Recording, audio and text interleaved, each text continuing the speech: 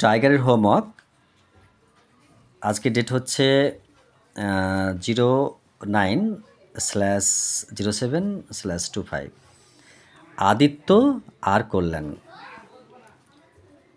ওর homework দেওয়ার কারণ হচ্ছে কি যে বাংলা সাবজেক্ট তো আমি পড়াই না, ছেলে পড়াই, তো ও ক্লাস নিতে পারেনি, তার জন্য আমি ওকে এই পড়াটা দিয়েছি যাতে বাড়ি থেকে রিডিং পড়া করতে পারে।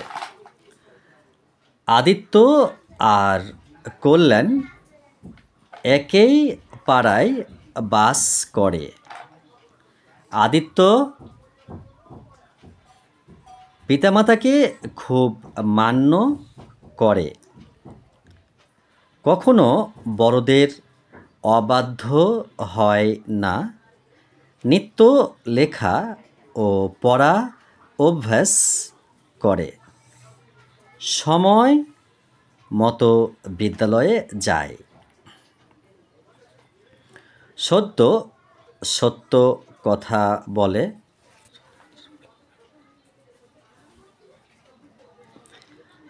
কোনো কাজে আলস্য করে না, সে কখনো কাউকে কুবাক্য বলে না, তার মধুর ব্যবহার সকলকে মোহিত করে বলে সকলে তাকে ভালোবাসে। অন্যদিকে কল্যাণ সব সময় মিথ্যা কথা বলে, গুরুজনদের অমান্য করে, সকলের সাথে অন্যায় আচরণ করে, সে বড় অবাধ্য, কাউকেই মান্য করে না, ঠিক মতো বিদ্যালয়ে যায় না, আলস্য দিন কাটানো তার অভ্যাস।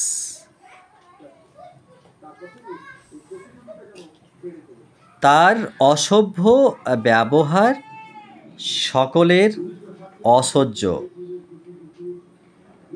কেউ তাকে ভালোবাসে না, সাথীরা সকলেই তাকে ত্যাগ করতে বাধ্য হয়েছে। আগামীকালকে এইখান থেকে এতটা, মানে অন্যদিকে আর হয়েছে এতটা পড়া দিতে হবে, আর সেটা রিডিং। এরপর ইংলিশ বুক টেক্সট বুকটা দাও। লেসন 3, নাউন অ্যান্ড প্রোনাউন, বিশেষ্য ও সর্বনাম। সেন্টেন্স বা বাক্যের মধ্যে ব্যবহৃত বিভিন্ন ওয়ার্ডগুলিকে পার্টস অব স্পিচ বলে। পার্টস অব স্পিচ 8 প্রকার, যথা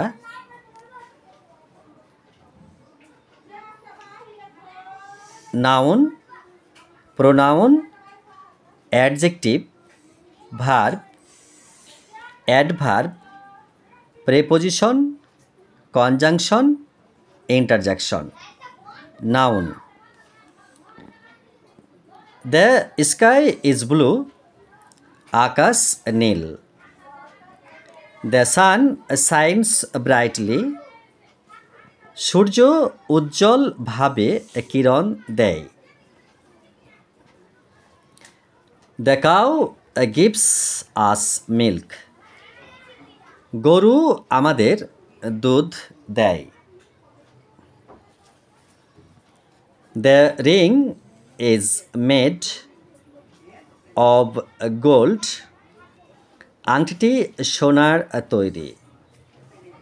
হেলথ ইজ ওয়েলথ, স্বাস্থ্যই সম্পদ। ওপরের বাক্যগুলিতে স্কাই, সান, কাউ কোনো কিছুর নাম বোঝাচ্ছে,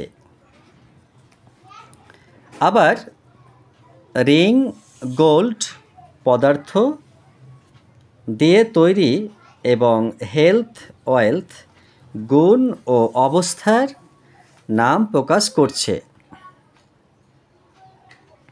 তাই এগুলি হলো নাউন। যে ওয়ার্ড দ্বারা কোনো ব্যক্তি, বস্তু, স্থান প্রভৃতির নাম বোঝায় তাকে নাউন বলে। নিচে আরও কিছু নাউন এর উদাহরণ দেয়া হলো। ব্যক্তিবাচক: জয়, সুজয়, রবীন্দ্রনাথ, রেবা, ইটিসি। বস্তুবাচক: table, chair, book, pen, bag, etc. স্থানবাচক: কলকাতা, মালদা, ত্রিপুরা, কেরালা, ইটিসি। গুণবাচক: honest, modesty, beauty, kindness, etc. পদার্থবাচক: gold, iron, wood, glass, etc. যতটা পারবে, যতটা সম্ভব, সাপোজ এখানে এই ওয়ার্ডগুলো নাউন পরিণত, তুমি তো এই পার্টস অফ স্পিচের ওয়ার্ডগুলো বলে দিয়েছো, কিন্তু এই সেন্টেন্সগুলো তুমি আগামীকালকে অবশ্যই দিবে। তারপরের দিনগুলো এইগুলো করবে, কিন্তু এখানে আরও দুটো পার্ট করতে হবে। ওকে, যেন ভুল যাতে না হয়। হ্যাঁ কি না বলো, বুঝতে পেরেছো? জোরে করে বলো। ওকে, ভুল যেন না হয়। আমি পজ করলাম। টাইগারের সাথে রেহানেরও একটি লেসন পড়া থাকলো আগামীকাল, নতুবা পরের ক্লাসে এটা শো করতে হবে। আর পুরো চাই কিন্তু। লেসন 11 আর 3 ফিশেস হেডলাইন, গল্পের নাম। তো শুধু আমি রিডিং বলবো। তো let's read. Once upon a time 3 fishes lived in a lake. They were very close friends. All three of them were very different from one another. The first one believed in fate. He thought what had to happen would happen. The second one was intelligent. He thought he knew how to solve a problem with his intelligence. The third one was the wise one. He thought long before taking any action.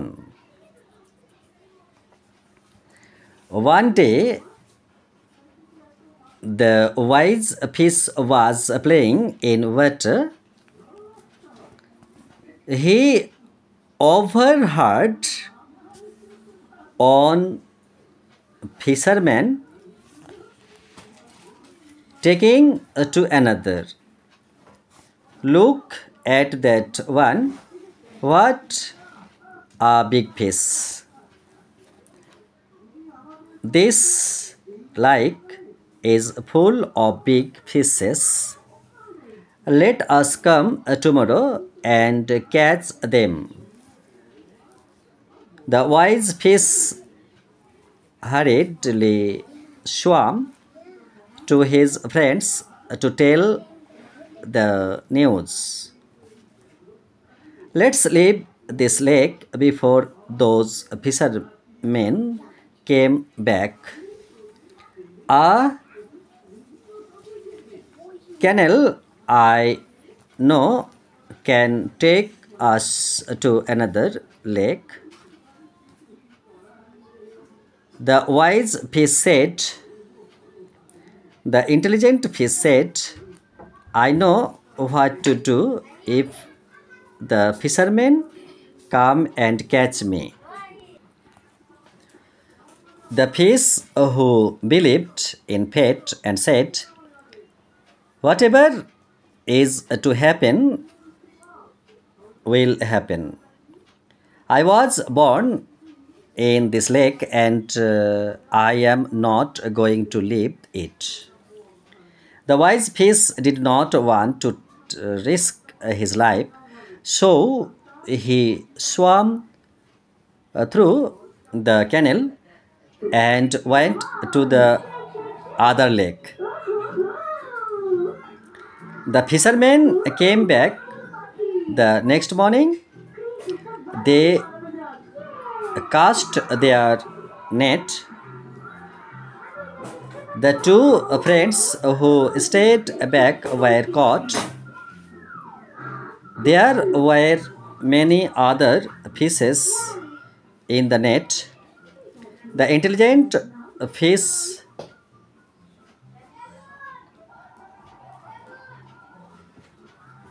thought a way to escape. He acted as if he were dead. The fisherman threw him back into the lake. But the other fish who believed in fate was still jumping in the net. The fisherman struck him dead.